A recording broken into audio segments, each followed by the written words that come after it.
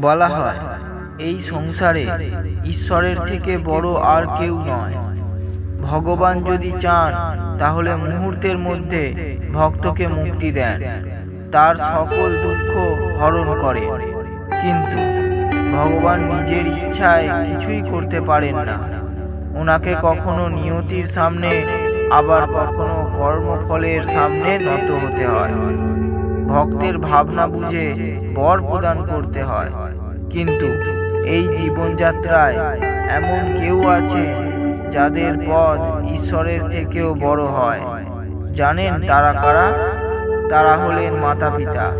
কারণ ঈশ্বর আমাদের জীবনকে সুখ আর দুঃখ দুই রঙে রাঙিয়ে দেন। কিন্তু মাতা পিতা তারা সর্বদা নিজের সন্তানের জন্য কেবল সুখ কামনা করে।